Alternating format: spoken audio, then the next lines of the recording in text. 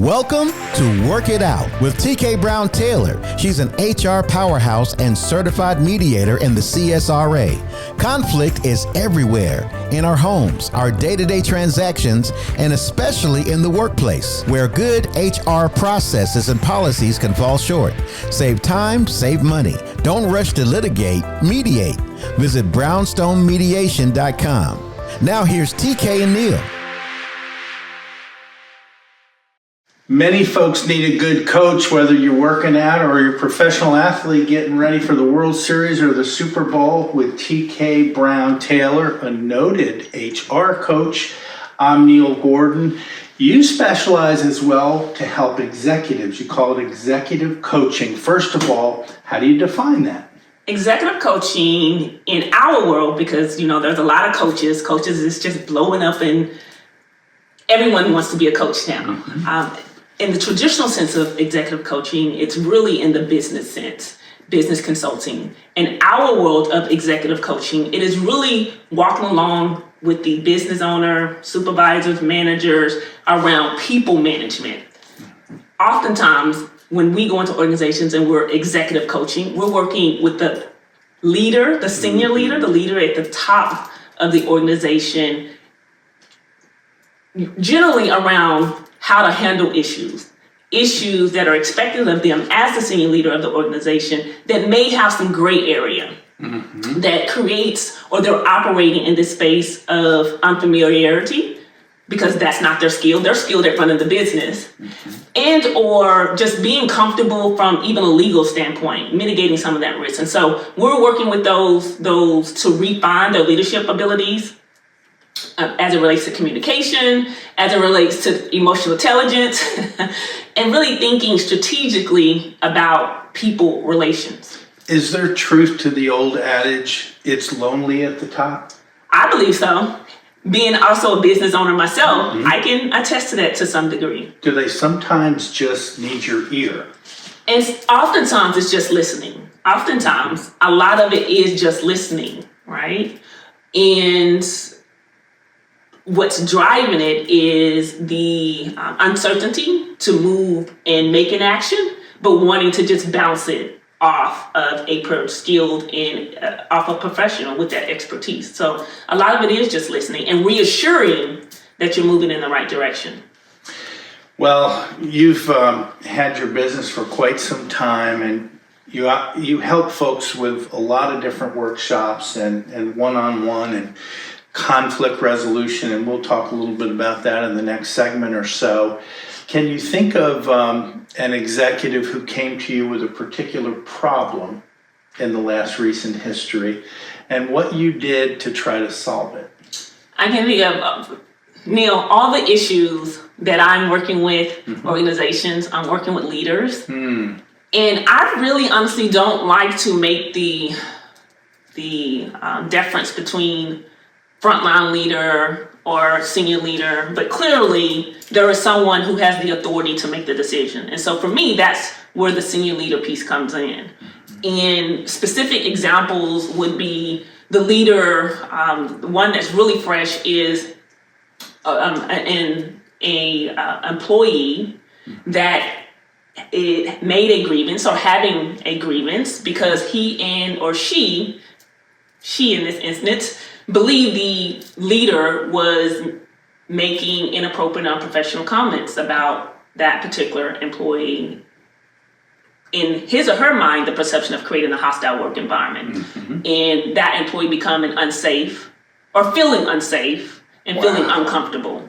And so in that situation, as you can imagine, walking alongside a senior leader in consulting and advising how to navigate so that we can ensure that we have a positive workplace environment, but certainly that it doesn't go outside the organization and become a legal issue from a discrimination standpoint. Because, sometimes if the facts and information, because perception is people's reality, and if we don't handle those situations appropriately, that perception can become a reality, and so we want to be able to manage those things from an experienced and from a leader that has expertise that the leader of the organization can consult with. So that sounds like a very important one-on-one issue. Very much. For alarm fire that you have to help put out. But talk a little bit about long-term. Is it possible for an executive coach to come to you and just talk about their vision? An executive, absolutely. And so that's what the strategic thinking part is about. Okay. How can we think strategically about how we are doing our people operations here? And so the consulting that's the part of our lane where we do HR consulting. The 3 pillars of our work is outsourcing, consulting, and coming in and helping you transform your workplace. So that's that 3rd pillar of the work that we do. But the consulting is all about strategic HR planning. Before we go to the next breaks, if someone is watching you and they're in a leadership position, does the size of the company matter? Like, what is a good sized company for you to lend your executive coaching skills to? You mean as it relates to executive coaching? Yeah. The size doesn't matter, because when we're talking about executive coaching, it's usually in a one and or a small capacity. Oftentimes when I'm going in an organization, it may start with the HR professional or the person who is doing the HR work or the frontline leader. And when we don't do anything because all of our work is customized because of the size of the organization, the mission of the organization, all those things impact what an organization needs. And so all of our services are customized to that particular organization. And so oftentimes when we're brought in, it's usually by one leader who has been tasked to go out and find this resource to support them. And by the time we end up at the table, sometimes it becomes the senior leader, it becomes the frontline leader, it becomes the HR professional as well. So there's 3 or 4 people sitting around the table, and we're coaching, if you will, even in that instance, as we are proposing some recommendations as in ways that we can come in and support the particular issues that they are seeking support for. Well, TeKay, as you know, sometimes in business, there are definitely problems to solve. And on the other side of the break, we're going to talk about conflict coaching. Please stick around as we work it out with TeKay Brown Taylor.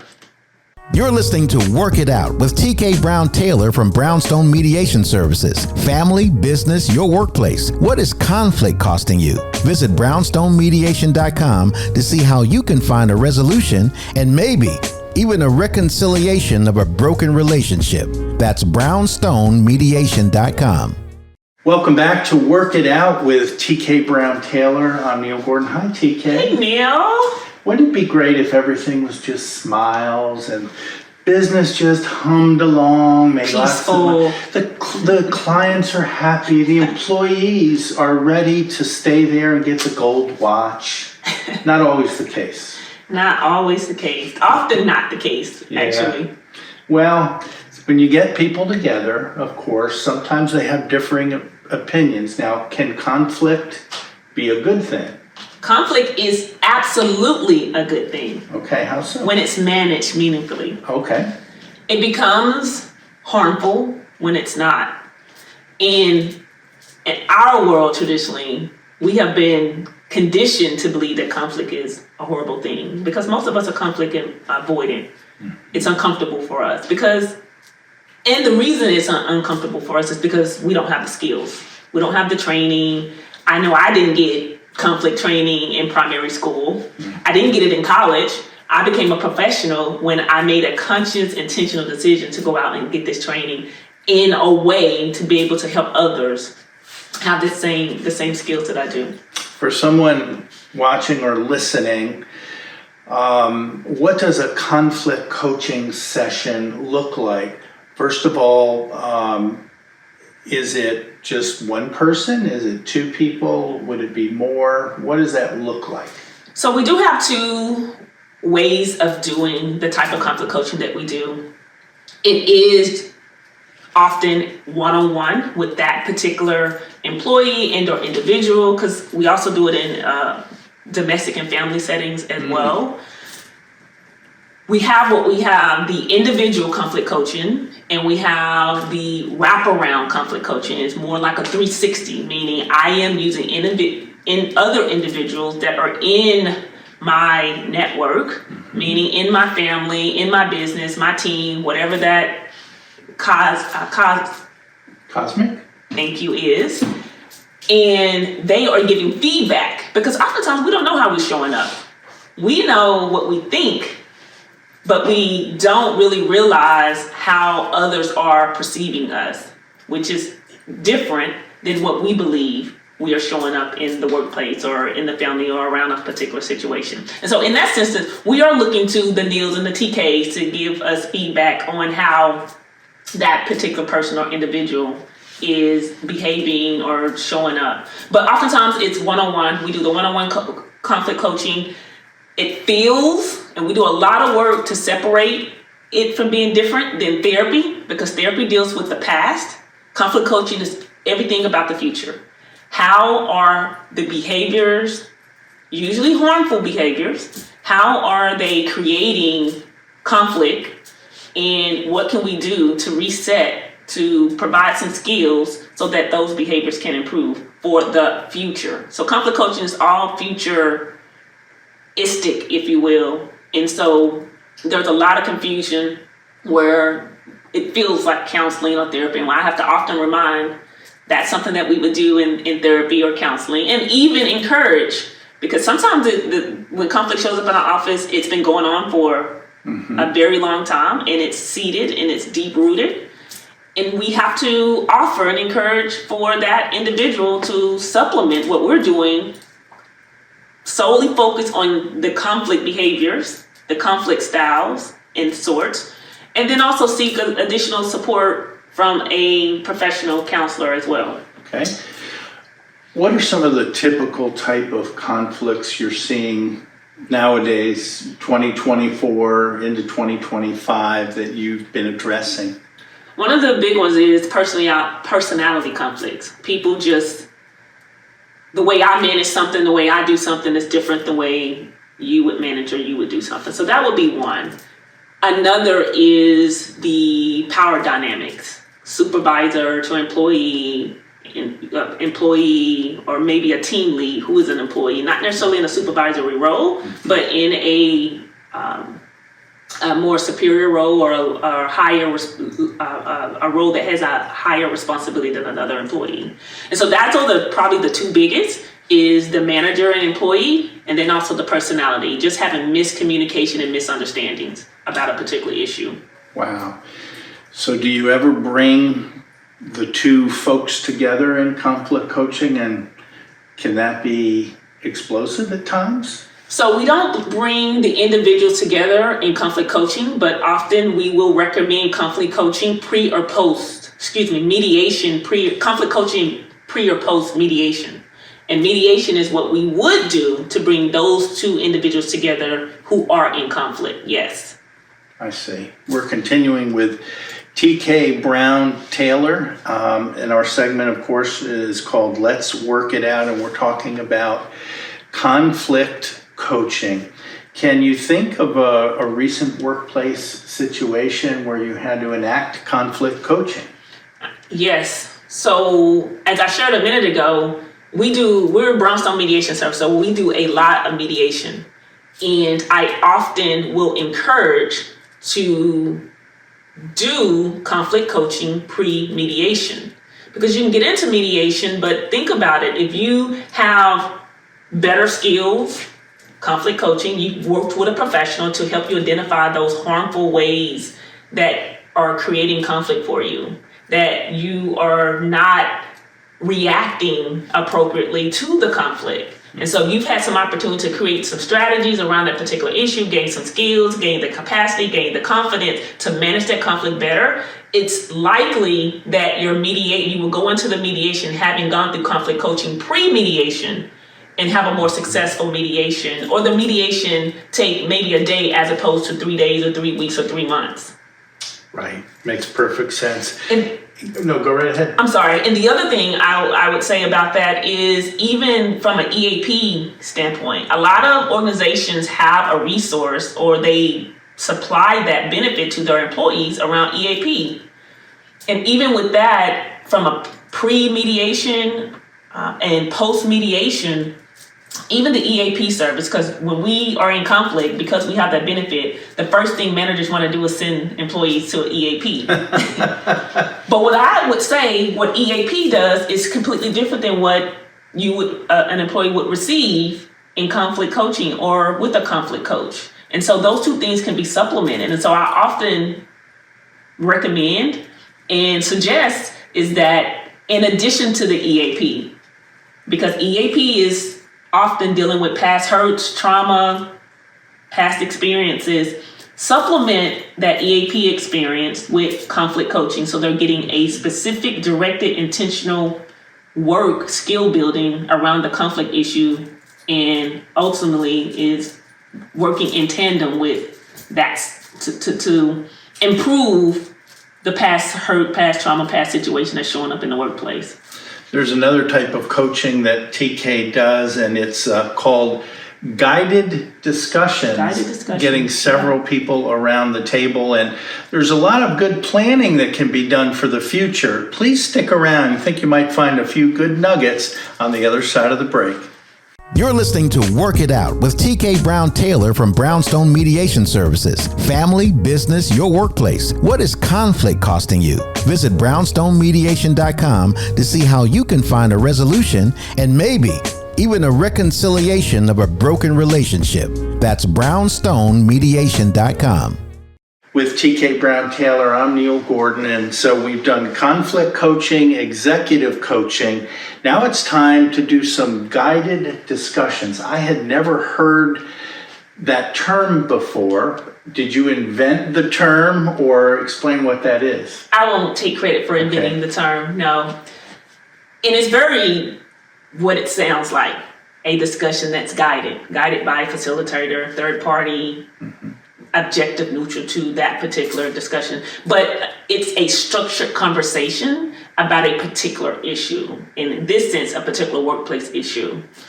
Issues, I've shared trust is a big one that shows up in most organizations, trust associated with teamwork. The team isn't working effectively.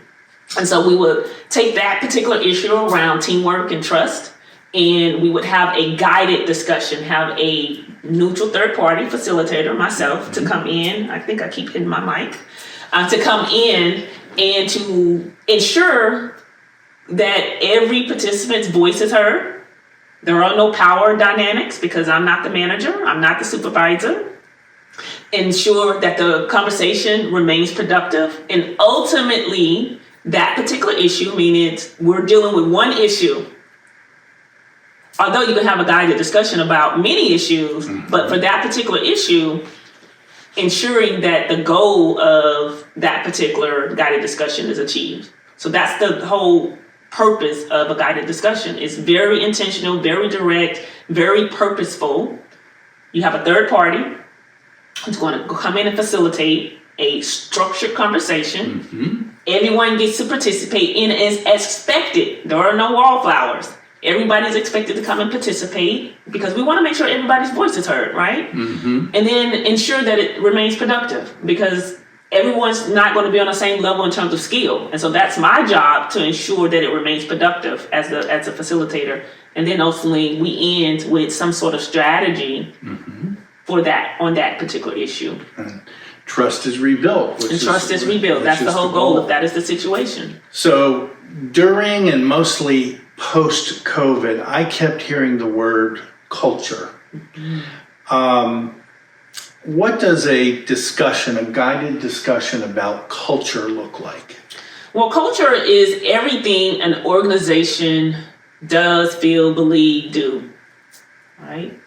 And so culture can be a number of things as it relates to that particular organization. Right now, culture is heavily associated with how a company engages around diversity. It's kind of interchangeably, although I believe it's completely two different things, right? But it's interchangeably often in today's world around And when I say diversity, I like to replace that word with difference. Gotcha. Difference in how we think, difference in how we do, what we believe, who we are, how we show up. And so culture is really a lot of work, or of our work, centers around helping organizations.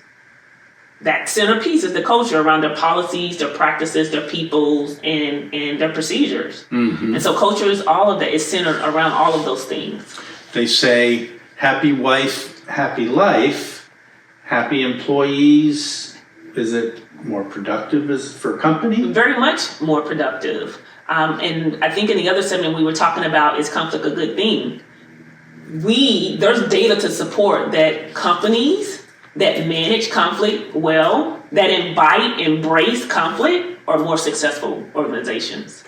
And so we offer the space for our leaders, our teams, our employees, our staff to come and talk about those difficult issues. We want to talk about those difficult issues. We don't want to avoid those issues. You will see where some organizations say religion is not appropriate, politics is not appropriate, and I am of the mind is whatever is important. Again, happy employee. Whatever's important to your employees, we should be talking about them. Maybe it's not politics, maybe it's not religion, maybe it's not whatever we're afraid to have that uncomfortable conversation about. But I agree with you. Happy employees, happy offices. Good point. So with guided discussions, it can all, I'm sure, be very strategic as well. As we're recording this, we're well into the fourth quarter. We're approaching at least around November, so the holidays are coming. Could people... I like your football reference. I absolutely know nothing about football, but I do know fourth quarter. Fourth quarter of the fiscal year is upon us. It's all important to us, as is planning for 2025. Someone watching that is thinking about budgets and thinking about the strategy, can they retain you to just simply strategize into the future? Absolutely. So we never want money to be the issue. Obviously, budgets are important, but money never to be the issue why we don't have productive workplaces. And so it's always a discussion. It's always planning around how we can help you meet your needs. You do business, we do HR, and we have a myriad of options to support you, whether that's from a consulting standpoint, whether that's just from advising, and that could look like from a retainer or on a one-off situation, meaning where we are available when you need us. And so, yes, it's all about a discussion to determine how that or the organization's needs, and we can meet those in a structured plan to support them from, again, HR consulting, or particularly saying, hey, we want to focus on business. We want to, we know we need HR support. We want to hand it off to you in a more outsourced sort of way. What are some guided discussions you would like to do to help out companies in the CSRA? Really around workplace teamwork, because I find that is a big in terms of teamwork in having difficult conversations. So difficult conversations in, even from a leader standpoint, leaders being able to have difficult conversations. What we find, I have an issue on my desk right this moment that I've been working with these clients for 2 years. And through an employee situation, I learned that, and I've met, again, we've been working for 2 years, is that a lot, I won't even say a lot, but some of the conflicts that are rising is because what I didn't even know is that two leaders are having tension. And obviously the employees can see that. I even had a client once tell me who was had a $1 million contract, a client who had a $1 million contract with this particular, of my client. And that leader of that business was willing to lose that $1 million contract because he did not want to manage the conflict between his two senior leaders. Oh boy. What gives? And in that case, this relationship with his client that was worth $1 million to his business. And so I say that if leaders are in conflict, think about the quality of this that is having an impact on decision making. Think about the impact on productivity and performance. And so, yes, those are two guided discussions or areas I would really like to say that I'm really super passionate about, is helping leaders have difficult conversations, manage conflict meaningfully, and certainly the employees from a teamwork perspective in managing conflict more productive. You know what strikes me about that guided discussion?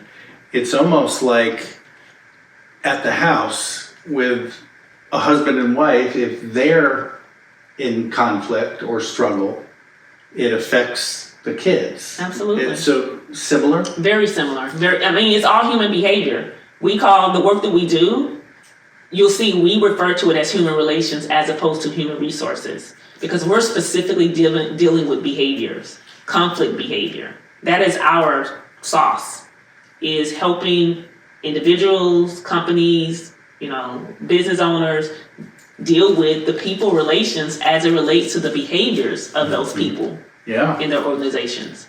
Well, we started off our initial program talking about the coach and sports. Maybe those two need to get into a wrestling match? Have you thought of that? Well, we're trying to prevent them from getting into a wrestling match. All right, that's what we're good. trying to prevent. That's what you do. That's what we do. All right. So if you're having some challenges on the supervisory level, you may want to reach out to TeKay Brown Taylor.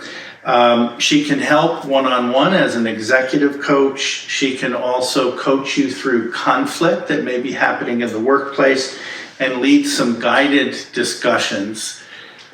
Let's work it out. Let's talk it out. Let's talk it out. Great to see you again. Thank you so much, Neil. You've been listening to Work It Out with TeKay Brown Taylor from Brownstone Mediation Services.